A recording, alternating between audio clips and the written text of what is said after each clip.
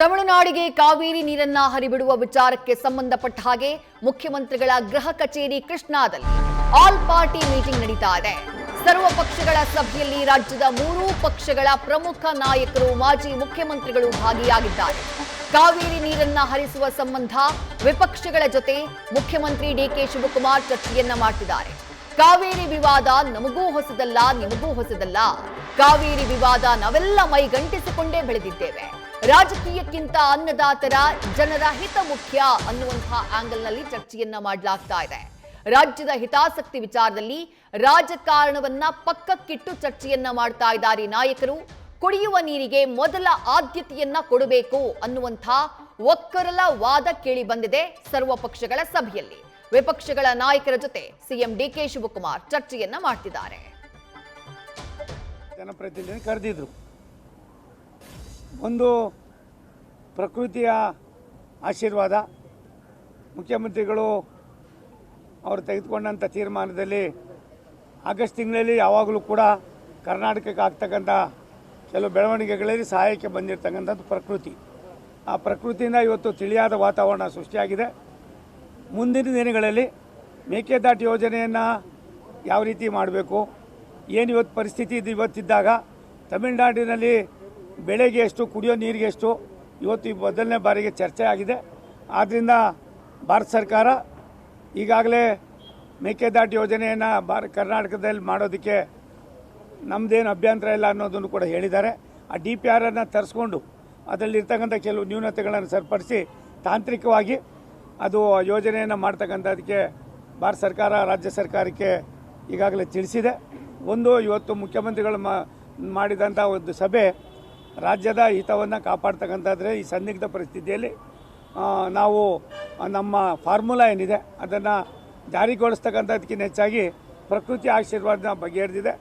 ಮುಂದಿನ ದಿನಗಳಲ್ಲಿ ಆಗ್ತಕ್ಕಂಥ ಇದೇ ರೀತಿಯಾದ ಎಡವಟ್ಟುಗಳಾದಂಥ ಸಂದರ್ಭದಲ್ಲಿ ಆಗ್ತಕ್ಕಂಥ ಪರಿಸ್ಥಿತಿಗೆ ಒಂದು ಕಾರ್ಯರೂಪವನ್ನು, ಕಾರ್ಯಸೂಚಿಯನ್ನು ಮಾಡಿ ಶಾಶ್ವತವಾದ ಒಂದು ಸಂದೇಶವನ್ನು ಎರಡೂ ರಾಜ್ಯಗಳ ಮಧ್ಯದಲ್ಲಿ ಒಡಂಬಡಿಕೆಯನ್ನು ಮಾಡ್ತಕ್ಕಂಥದಕ್ಕೆ ಸಾಕಷ್ಟು ವಿಸ್ತೃತವಾಗಿ ಚರ್ಚೆ ಆಗಿದೆ. ಈ ಚರ್ಚೆಯ ವ್ಯವಸ್ಥೆಯನ್ನು ರಾಜ್ಯದ ಮುಖ್ಯಮಂತ್ರಿಗಳು ತಮಗೆ ತಿಳಿಸ್ತಾರೆ.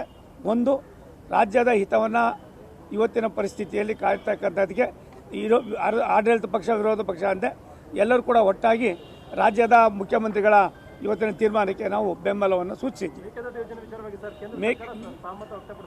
ಕೇಂದ್ರ ಸರ್ಕಾರ ಈಗಾಗಲೇ ಸಹಮತ ವ್ಯಕ್ತಪಡಿಸಿದೆ. DPRನಲ್ಲಿ ಇರ್ತಕ್ಕಂಥ ಕೆಲವು ಲೋಪಗಳನ್ನು ಕೂಡ ಸರಿಪಡಿಸಿ ಕನಿಷ್ಠ ಇನ್ನೊಂದು 50 ವರ್ಷಕ್ಕಾದರೂ ಕೂಡ ತಾಂತ್ರಿಕವಾದ ತೊಂದರೆಗಳು ಇರಬಾರ್ದು, ಆ ರೀತಿ ಮಾಡಿ ಕಳಿಸಿ ಅನ್ನೋದನ್ನು ನಾನು ಕೂಡ ಇವಾಗ ಮಾತನಾಡಿದ್ದೇನೆ. ಮುಖ್ಯಮಂತ್ರಿಗಳು ಕೂಡ ಅದಕ್ಕೆ ಸಮ್ಮತಿಸಿದ್ದಾರೆ. ಒಂದು, ರಾಜ್ಯದ ಹಿತವನ್ನು ಕಾಪಾಡುವಾಗ ನಮ್ಮ ಪಕ್ಕದ ರಾಜ್ಯದ ಜನರ ಒಂದು ಅವಶ್ಯಕತೆಯನ್ನು ಕೂಡ ಪರಿಗಣಿಸ್ತಕ್ಕಂಥದ್ರಲ್ಲಿ ಚಿಂತನೆ ನಡೆದಿದೆ. ಒಂದು, ಮೊದಲನೇ ಬಾರಿಗೆ ಇವತ್ತು ಚರ್ಚೆ ಆಗಿದ್ದು ನಮ್ಮ ರಾಜ್ಯದಲ್ಲಿ ಕುಡಿಯೋ ನೀರಿಗೆ ಎಷ್ಟು ತೊಗೊಳ್ತೀವಿ ಮತ್ತು ವ್ಯವಸಾಯಕ್ಕೆ ಎಷ್ಟು ತೊಗೊಳ್ತೀವಿ ಅನ್ನೋದು ಇದಾಗಿದೆ. ಆದರೆ ತಮಿಳುನಾಡಿನಲ್ಲಿ ಕುಡಿಯೋ ನೀರಿಗೆ ಎಷ್ಟು, ಒಂದನೇ ಬೆಳೆಗೆ ಎಷ್ಟು, ಎರಡನೇ ಬೆಳೆಗೆ ಎಷ್ಟು, ಮೂರನೇ ಬೆಳೆಗೆ ಎಷ್ಟು ಅನ್ನೋದು ಕೂಡ ಇನ್ನೂ ಕೂಡ ಒಂದು ರೀತಿ ಚರ್ಚೆ ಆಗಿಲ್ಲ. ಆ ಚರ್ಚೆಯೂ ಕೂಡ ಆಗ್ತಾ ಇರೋದು ಒಂದು ರೀತಿ ಸಕಾರಾತ್ಮಕವಾಗಿ ಮುಂದಿನ ದಿನಗಳಲ್ಲಿ ಕರ್ನಾಟಕಕ್ಕೂ ಕೂಡ ಇನ್ನೊಂದಷ್ಟು ನೀರನ್ನು ನಾವು ಉಪಯೋಗ ಪಡ್ಕೊಳ್ಳೋದಕ್ಕೆ ಅವಕಾಶ ಆಯಿತು. ಅದನ್ನು ತಾಂತ್ರಿಕವಾಗಿ ನಾವು ಈಗಾಗಲೇ ಸೂಚನೆ ಕೊಟ್ಟಿದ್ದೀವಿ. ಭಾರತ ಸರ್ಕಾರ ನಮ್ಮ ಇತಿಮಿತಿಯಲ್ಲಿ ನಾವೇನು ಮಾಡಬೇಕು ಅದನ್ನು ಮಾಡಿದ್ದೀವಿ. ಎಲ್ಲವನ್ನು ಕೂಡ ರಾಜ್ಯ ಸರ್ಕಾರ ಮಾಡ್ತಕ್ಕಂಥದ್ದು ಅಲ್ಲಿದ್ದಂಥ ತಾಂತ್ರಿಕವಾದ ಕೆಲವು ನ್ಯೂನತೆಗಳನ್ನು ಸರಿಪಡಿಸೋದಕ್ಕೆ ತಿಳಿಸಿದ್ವಿ. ರಾಜ್ಯದವರಾಗಿ ರಾಜ್ಯ ಸರ್ಕಾರ ಏನು ಸರಿಪಡಿಸಬೇಕು ಅನ್ನೋದು ಸಲಹೆ ಕೊಡ್ತಾರೆ. ಅದನ್ನು ಈಗಾಗಲೇ ಕೊಟ್ಟಿದ್ದೀವಿ, ಅದನ್ನು ಮಾಡ್ತಾರೆ. ಅದಾದಮೇಲೆ ಬಂದ ಮೇಲೆ ನಾವೇನು ಮಾಡಬೇಕು ಅನ್ನೋದು ನಿಮಗೆ ತಿಳಿಸ್ತೀವಿ. Don't worry. ಇವತ್ತಿನ ಪರಿಸ್ಥಿತಿಯಲ್ಲಿ ರಾಜ್ಯದಲ್ಲಿ ತಿಳಿ ವಾತಾವರಣ ಪ್ರಕೃತಿಯಿಂದ ಆಗಿದೆ.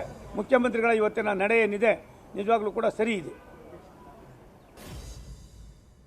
ಯಾವಾಗ ಆಗುತ್ತಂತ ಯಾರಿಗೂ ಗೊತ್ತಿಲ್ಲ.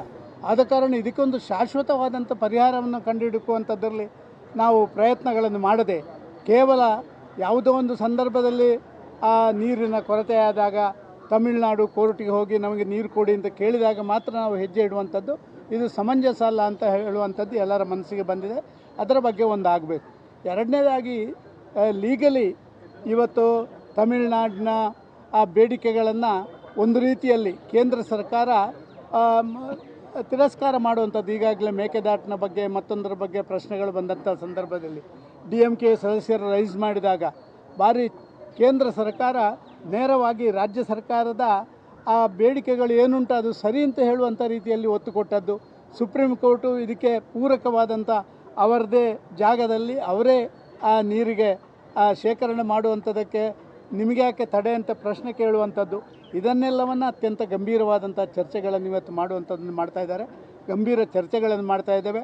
ಮುಂದಿನ ಬರುವ ಮಳೆಗಾಲದವರೆಗೆ ಇನ್ನು ಮಳೆ ಕಡಿಮೆ ಆದಂಥ ಈ ಸಂದರ್ಭದಲ್ಲಿ ನಾವು ಏನು ಮಾಡಬೇಕು ಅಂತ ಹೇಳುವಂಥದ್ರ ಬಗ್ಗೆ ದಿಟ್ಟ ಹೆಜ್ಜೆಗಳನ್ನು ಇಡಬೇಕು ಅಂತ ಹೇಳುವಂಥ ಆಲೋಚನೆಗಳನ್ನು ಮಾಡ್ತಾರೆ. ಮೇಕೆದಾಟು ವಿಚಾರದ ಏನಾದರೂ ಸಲಹೆ ಕೊಟ್ಟಿದೆ? ಅಲ್ಲ, ಮೇಕೆದಾಟು ವಿಚಾರಗಳು ಈಗಾಗಲೇ ಪ್ರಸ್ತಾಪ ಆಗಿದೆ. ಮೇಕೆದಾಟು ವಿಚಾರದಲ್ಲಿ ಕೇಂದ್ರ ಸರ್ಕಾರ ಒಂದು ರೀತಿಯಲ್ಲಿ ಪರೋಕ್ಷವಾಗಿ ಎಲ್ಲ ರೀತಿಯಲ್ಲಿ ಕೂಡ ಕರ್ನಾಟಕದ ಪರವಾಗಿರುವಂಥದ್ದು ಕಂಡಿದ್ದೇವೆ. ಪಾರ್ಲಿಮೆಂಟ್ನಲ್ಲಿ ಕೊಟ್ಟಂಥ ಉತ್ತರ ಇರ್ಬೋದು ಅಥವಾ ಮೊನ್ನೆ ಸುಪ್ರೀಂ ಕೋರ್ಟ್ನಲ್ಲಿ. ಮತ್ತಷ್ಟು ಡೀಟೇಲ್ಸ್ ನಮ್ಮ ಪ್ರತಿನಿಧಿ ಹರೀಶ್ ನೀಡ್ತಾ ಹೋಗ್ತಾರೆ. ಹರೀಶ್, ಕಾವೇರಿ ಕುರಿತಂತಹ ಸರ್ವಪಕ್ಷಗಳ ಸಭೆ ಈಗಷ್ಟೇ ಮುಕ್ತಾಯ ಆಗಿದೆ, ನಾಯಕರಲ್ಲಿಂದ ಹೊರಡ್ತಿದ್ದಾರೆ. ಬಟ್ ಏನು ಚರ್ಚೆಯಾಯಿತು? ಒಂದಿಷ್ಟು ಮಾಹಿತಿಯನ್ನ ಸೋಮಣ್ಣ ಅವರು, ಸದಾನಂದ ಗೌಡ ಅವರು ಹಂಚಿಕೊಂಡ್ರು. ಬಟ್ ಪ್ರಮುಖವಾಗಿ ಏನ್ ಚರ್ಚೆಯಾಯಿತು, ಏನ್ ನಿರ್ಧಾರಕ್ಕೆ ಬರಲಾಗಿದೆ ಅಂತ ಹೇಳಿ ಹರೀಶ್. ವಿದೇಶಿ ಬಹಳ ಮುಖ್ಯವಾಗಿರುವಂಥದ್ದು, ಇವತ್ತು ಸರ್ವಪಕ್ಷಗಳ ಸಭೆಯನ್ನು CM DK ಶಿವಕುಮಾರ್ ಅವರ ನೇತೃತ್ವದಲ್ಲಿ ಕರೆಯಲಾಯಿತು. ಸಭೆಯಲ್ಲಿ ಬಹಳ ಮುಖ್ಯವಾಗಿರುವಂಥದ್ದು ಮುಂದೆ ಏನು ಮಾಡಬೇಕು ಅನ್ನುವಂಥ ವಿಚಾರವಾಗಿ ಸುದೀರ್ಘವಾಗಿ ಚರ್ಚೆ ನಡೆಸಲಾಗಿದೆ. ಅದೆಲ್ಲಕ್ಕಿಂತಲೂ CM DK ಶಿವಕುಮಾರ್ ಅವರು ಈ ಹಿಂದೆ ಆಗಿರುವಂಥ ಬೆಳವಣಿಗೆಗಳನ್ನ ವಿಸ್ತೃತವಾಗಿ ಹೇಳುವಂಥ ಒಂದು ಪ್ರಯತ್ನ ಮಾಡಿದ್ದಾರೆ. ಅಂದರೆ ಯಾವ್ಯಾವ ಮುಖ್ಯಮಂತ್ರಿಗಳ ಅವಧಿಯಲ್ಲಿ ಏನೆಲ್ಲ ಕಾವೇರಿ ವಿಚಾರದಲ್ಲಿ ಆಯಿತು, ಮತ್ತು ನಾಡಿನ ವಿಚಾರದಲ್ಲಿ ಎಲ್ಲರೂ ಹೇಗೆ ಒಗ್ಗಟ್ಟನ್ನು ಕಾಯ್ದುಕೊಂಡಿದ್ರು, ಪಕ್ಷಭೇದ ಮರೆತು ಎಲ್ಲರೂ ಹೇಗೆ ಒಗ್ಗಟ್ಟಾಗಿ ನಿಂತರು, ಅದೆಲ್ಲವನ್ನ ಕೂಡ ಅವರಿಗೆ ಹೇಳುವಂಥ ಒಂದು ಪ್ರಯತ್ನ ಮಾಡಿದ್ರು. ಒಂದು ಹಂತದಲ್ಲಿ CWRC CWMA ಸಭೆಗೂ ಮೊದಲು ನಾವು ಕೇಂದ್ರದಲ್ಲಿ ಎಲ್ಲರೂ ಕೂಡ ಜೊತೆಲಿ ನಿಂತು ಆ ಮೀಟಿಂಗ್ ಅನ್ನು ನಡೆಸೋದಕ್ಕೆ ಸಹಕಾರಿ ಆದ್ರು. ಸೊ ಕೇಂದ್ರದ ಮಟ್ಟದಲ್ಲಿ ಕೂಡ ನಾಯಕರ ಜೊತೆ ಮಾತನಾಡ್ತಕ್ಕಂಥ ನಿಟ್ಟಿನಲ್ಲಿ ಎಲ್ಲರೂ ಕೂಡ ಒಗ್ಗಟ್ಟನ್ನು ತೋರಿಸ್ಕೊಂಡು ಇದಕ್ಕೆ ಧನ್ಯವಾದಗಳು ಅನ್ನುವಂಥ ಮಾತನ್ನು ಹೇಳಿದ್ರು. ಜೊತೆಗೆ ರಾಜ್ಯದಲ್ಲಿ ಜಲಾಶಯಗಳಲ್ಲಿ ನೀರಿನ ಸಂಗ್ರಹ ಆಗಿರ್ಬೋದು, ಹರಿದು ಹೋಗ್ತಿರುವಂಥ ನೀರಿನ ಪ್ರಮಾಣ ಆಗಿರ್ಬೋದು, ಎಲ್ಲೆಲ್ಲಿ ಮಳೆ ಯಾವ್ಯಾವ ಪ್ರಮಾಣದಲ್ಲಿ ಆಗ್ತಿದೆ, ಈಗ ಪರಿಸ್ಥಿತಿ ಹೇಗಿದೆ, ಎಲ್ಲ ಅಂಶಗಳನ್ನ ಕೂಡ ಅಂಕಿ ಅಂಶಗಳ ಸಮೇತ ಸಭೆ ಮುಂದೆ ಇಡುವಂಥ ಒಂದು ಪ್ರಯತ್ನ CM DK ಶಿವಕುಮಾರ್ ಅವರು ಮಾಡಿದ್ರು. ಕಬಿನಿ ಹಾರಂಗಿ ಜಲಾಶಯದಲ್ಲಿ ಕೂಡ ಒಳಹರಿವಿನ ಪ್ರಮಾಣ ಹೆಚ್ಚಾಗಿದೆ. ಜೊತೆಗೆ ಅದು ನೀರು ಕೂಡ ಅಲ್ಲಿ ಸ್ಟಾಕ್ ಇಟ್ಕೊಳ್ಳೋಕ್ಕಾಗಲ್ಲ, ಅದು ಹರಿದು ಹೋಗ್ತಿದೆ. ಸಹಜವಾಗಿ ಕೂಡ ಅದು ತಮಿಳುನಾಡಿಗೆ ಹೋಗುವಂಥ ನೀರು. ಹಾಗಾಗಿ ಈಗ ನೀರಿನ ಸಮಸ್ಯೆಗಳು ಕೂಡ ಆ ಭಾಗದಲ್ಲಿ ಆಗ್ತಾ ಇಲ್ಲ, ಮಳೆ ಸುಸೂತ್ರವಾಗಿ ಆಗ್ತಾ ಇದೆ. ಈ ಹಿನ್ನೆಲೆಯಲ್ಲಿ ಸದ್ಯದ ಪರಿಸ್ಥಿತಿಯಲ್ಲಿ ಒಂದು ರೀತಿ ನಿಟ್ಟುಸಿರು ಬಿಟ್ಟಂತಾಗಿದೆ CM DK ಶಿವಕುಮಾರ್ ಅವರು. ಇವೆಲ್ಲ ವಿಚಾರಗಳನ್ನು ಕೂಡ ಸುದೀರ್ಘವಾಗಿ ಚರ್ಚೆ ನಡೆಸಿರುವಂತಹ CM DK ಶಿವಕುಮಾರ್ ಅವರು ಒಂದು ಹಂತದಲ್ಲಿ ಎಲ್ಲರ ಒಂದು ಸಹಕಾರವನ್ನು ಕೂಡ ಕೋರಿದ್ದಾರೆ. ಈ ಒಂದು ವಿಚಾರದಲ್ಲಿ ಎಲ್ಲರೂ ಕೂಡ ಜೊತೆಗೆ ನಿಂತಿದ್ದಾರೆ, ಮತ್ತೆ ಮುಂದೆನೂ ನಿಲ್ಲಬೇಕು ಅನ್ನುವಂಥ ಮನವಿಯನ್ನು ಕೂಡ ಮಾಡ್ಕೊಂಡಿದ್ದಾರೆ. ಪ್ರತಿಪಕ್ಷಗಳ ನಾಯಕರು ಕೂಡ ತಮ್ಮ ಸಹಮತವನ್ನು ಅಭಿಮತವನ್ನು ಕೂಡ ಸಭೆಯಲ್ಲಿ ವ್ಯಕ್ತಪಡಿಸಿದ್ದಾರೆ. ರಾಜ್ಯ ಸರ್ಕಾರ ತೀರ್ಮಾನಗಳು ನಾವೆಲ್ಲರೂ ಕೂಡ ಬದ್ಧವಾಗಿದ್ದೀವಿ, ನಾವೆಲ್ಲರೂ ಜೊತೆಯಲ್ಲಿದ್ದೀವಿ ಎನ್ನುವಂತಹ ಮಾತನ್ನ ಭರವಸೆಯನ್ನು ಕೂಡ ಕೊಟ್ಟಿದ್ದಾರೆ ಅಂತ ಹೇಳಲಾಗ್ತಿದೆ. ಇದ್ರ ಕಾವೇರಿ ನೀರಿನ ಜೊತೆಗೆ ಯಾವ್ಯಾವ ಜಲಾಶಯದಲ್ಲಿ ಎಷ್ಟೆಷ್ಟಿದೆ ಅನ್ನುವಂಥ ಅಂಶದ ಜೊತೆಗೆ ಬೇರೆ ವಿಚಾರಗಳನ್ನು ಅಂದ್ರೆ ಮೇಕೆದಾಟು ಯೋಜನೆಗೆ ಸಂಬಂಧಪಟ್ಟಂಗೆ DPR ಹೊರಡಿಸುವಂತಹ ವಿಚಾರಕ್ಕೆ ಸಂಬಂಧಪಟ್ಟಂಗೂ ಕೂಡ ಮಹತ್ವದ ಚರ್ಚೆ ಅಂತ ಆಗಿದೆ ಅಂತ ಹೇಳಲಾಗ್ತಿದೆ. ಸೊ ಒಂದಷ್ಟು ಕೇಂದ್ರ ಸರ್ಕಾರದಿಂದ ಅನುಮತಿ NOC ಪಡೆಯಬೇಕಾಗಿತ್ತು ಅನ್ನುವಂಥದ್ದು ಏನು ಆಕ್ಷೇಪಗಳಿದ್ವು, ಆ ವಿಚಾರಕ್ಕೆ ಸಂಬಂಧಪಟ್ಟಂಗೂ ಕೂಡ ಕೇಂದ್ರ ಸಚಿವರು ಎಲ್ಲಾ ರೀತಿಯಲ್ಲೂ ಸಹಕಾರ ನೀಡ್ತೀವಿ ಮೇಕೆದಾಟು ಯೋಜನೆಗೆ ಅನ್ನುವಂಥ ಭರವಸೆಯನ್ನು ಕೂಡ ಸಭೆಯಲ್ಲಿ ಕೊಟ್ಟಿದ್ದಾರೆ ಅಂತ ಹೇಳಲಾಗ್ತಿದೆ. ಹಾಗಾಗಿ ಸದ್ಯಕ್ಕೆ ಮಹತ್ವದ ವಿಚಾರ ಆಗಿರುವಂಥದ್ದು ಮುಂದೆ ಏನ್ ಮಾಡಬೇಕಾಗುತ್ತೆ ಅನ್ನುವಂಥ ಸಲಹೆಯನ್ನು ಪಡೆಯುವುದರ ಜೊತೆಗೆ ಯಾವ ರೀತಿ ಹೆಜ್ಜೆಯನ್ನು ಇಡಬೇಕಾಗುತ್ತೆ ಅನ್ನುವಂಥದ್ದು. ಆದರೆ ಇದೆಲ್ಲ ಬೆಳವಣಿಗೆ ನಡುವೆ ಪಶ್ಚಿಮ ಘಟ್ಟ ಅದರಲ್ಲೂ ಕೂಡ ಕೇರಳದ ವಯನಾಡು ಪ್ರದೇಶದಲ್ಲಿ ಕೂಡ ಭಾರಿ ಮಳೆ ಆಗುತ್ತಿದೆ, ಮತ್ತೆ ಕೊಡಗು ಭಾಗದಲ್ಲಿ ಯಥೇಚ್ಛವಾಗಿ ಮಳೆ ಆಗ್ತಿದೆ. ಆ ನೀರು ಕೂಡ ಸಹಜವಾಗಿ ಜಲಾಶಯಗಳಲ್ಲಿ ಒಳಹರಿವಿನ ಪ್ರಮಾಣ ಹೆಚ್ಚಾಗುವಂತಾಗಿದೆ. ಹಾಗಾಗಿ ಸದ್ಯಕ್ಕೆ ನೀರಿನ ಸಮಸ್ಯೆಗಳು ಇಲ್ಲ ಅಂತ ಹೇಳಿದ್ರು ಕೂಡ ಕುಡಿಯೋದಕ್ಕೆ ಮೊದಲ ಆದ್ಯತೆ ಆಗಿದೆ, ನಂತರ ಬೆಳೆಗಳಿಗೆ ಅನ್ನುವಂತಹ ವಿಚಾರವನ್ನು ಮತ್ತೊಮ್ಮೆ CM DK ಶಿವಕುಮಾರ್ ಅವರು ಸಭೆಯಲ್ಲಿ ಪ್ರಸ್ತಾಪ ಮಾಡಿದ್ದಾರೆ ಅಂತ ಹೇಳಲಾಗ್ತಿದೆ. ಹಾಗಾಗಿ ಸದ್ಯಕ್ಕೆ ಎಲ್ಲ ವಿಪಕ್ಷಗಳ ನಾಯಕರ ಅಭಿಪ್ರಾಯವನ್ನು ಕೂಡ CM DK ಶಿವಕುಮಾರ್ ಅವರು ಪಡ್ಕೊಂಡಿದ್ದಾರೆ. ಈಗಷ್ಟೇ ಸಭೆ ಮುಕ್ತಾಯ ಆಗಿದೆ. ವಿದ್ಯಾಶ್ರೀ, ಥ್ಯಾಂಕ್ ಯು ಹರೀಶ್ ತಮ್ಮೆಲ್ಲ ಡೀಟೇಲ್ಸ್ಗೆ. ಸರ್ವಪಕ್ಷ ಸಭೆಯಲ್ಲಿ ಬಹುತೇಕ ಎಲ್ಲ ಮಾಜಿ ಮುಖ್ಯಮಂತ್ರಿಗಳು ಕೂಡ ಭಾಗಿಯಾಗಿದ್ರು, JDS ಹಾಗೆ ಬಿಜೆಪಿಯ ನಾಯಕರು ಕೂಡ ಭಾಗಿಯಾಗಿದ್ರು. ಬಹುಶಃ ಮಳೆ ಬಾರದೇ ಇದ್ದಿದ್ರೆ ಇವತ್ತಿನ ಈ ಸಭೆ ಸಾಕಷ್ಟು ತೀವ್ರತೆಯನ್ನ ಪಡ್ಕೊಳ್ತಾ ಇತ್ತೋ ಏನೋ. ನಿನ್ನೆಯಿಂದ ಸುರಿತಾ ಇರುವಂತಹ ಮಳೆ, ಹಾರಂಗಿ ಜಲಾಶಯದಲ್ಲಿ, ಕಬಿನಿ ಜಲಾಶಯ, KRS ಜಲಾಶಯ, ಹೇಮಾವತಿ ಜಲಾಶಯದಲ್ಲಿ ಕಂಡಿರುವಂತಹ ಚೇತರಿಕೆ, ತಮಿಳುನಾಡಿಗೆ ಹರಿದು ಹೋಗಿರುವಂತಹ 25,000 ಕ್ಯೂಸೆಕ್ಗೂ ಅಧಿಕ ನೀರು ಸದ್ಯ ಆ ತೀವ್ರತೆಯನ್ನ ಕಡಿಮೆ ಮಾಡಿದೆ. ಒಂದು ಆತಂಕ ಆಯ್ತು. ಮಳೆ ಇಲ್ಲ, ನಮಗೆ ನೀರಿಲ್ಲ, ಕುಡಿಯೋದಕ್ಕೆ ನೀರಿಲ್ಲ, ತಮಿಳುನಾಡಿಗೆ ನೀರು ಬಿಡೋದು ಹೇಗೆ, ಪ್ರಾಧಿಕಾರದ ಆದೇಶವನ್ನ ಪಾಲಿಸುವುದಾ ಬಿಡುವುದಾ, ರಾಜ್ಯ ಸರ್ಕಾರದ ತೀರ್ಮಾನ ಏನು, ಈ ಎಲ್ಲ ಪ್ರಶ್ನೆಗಳಿದ್ವು. ಮತ್ತೊಂದ್ ಕಡೆ ರೈತರ ಹೋರಾಟ, ಕನ್ನಡ ಪರ ಸಂಘಟನೆಗಳ ಹೋರಾಟ, ಬಂದ್ಗೆ ಕರೆ, ಇದು ಕಾವೇರಿ ಕಿಚ್ಚಿನ ಕಾವನ್ನ ಹೆಚ್ಚು ಮಾಡಿಬಿಟ್ಟಿತ್ತು. ಹಾಗಾಗಿ ಮುಖ್ಯಮಂತ್ರಿಗಳು ಆಲ್ ಪಾರ್ಟಿ ಮೀಟಿಂಗ್ ಮೇಲೆಯೇ ತಮ್ಮ ಚಿತ್ತವನ್ನ ನೆಟ್ಟಿದ್ರು.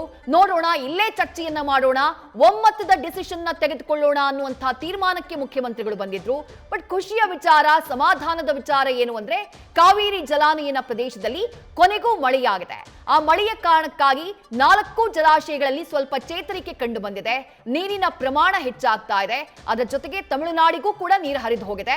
ಹೀಗಾಗಿ ಇವತ್ತಿನ ಸಭೆಯಲ್ಲಿ ಒಂದು ತಮಿಳುನಾಡಿಗೆ ನೀರು ಹರಿಸುವ ಸಂಬಂಧ, ಮತ್ತೊಂದು ಪ್ರಮುಖವಾಗಿ ಮೇಕೆದಾಟು ಯೋಜನೆಗೆ ಸಂಬಂಧಪಟ್ಟ ಹಾಗೆ ಕಾರ್ಯಗತಗೊಳಿಸುವುದಕ್ಕೆ ಏನು ಕ್ರಮಗಳನ್ನ ತೆಗೆದುಕೊಳ್ಳಬೇಕು, ಆ ಬಗ್ಗೆ ವಿಸ್ತೃತವಾಗಿ ಚರ್ಚೆಯನ್ನ ಮಾಡಲಾಗಿದೆ ಅನ್ನುವಂತಹ ಮಾಹಿತಿ ಲಭ್ಯವಾಗ್ತಾ ಇದೆ. ನ್ಯೂಸ್ ಫಸ್ಟ್ ನಿರ್ಭೀತಿಯಿಂದ ನಿಮ್ಮ ಪರವಾಗಿ.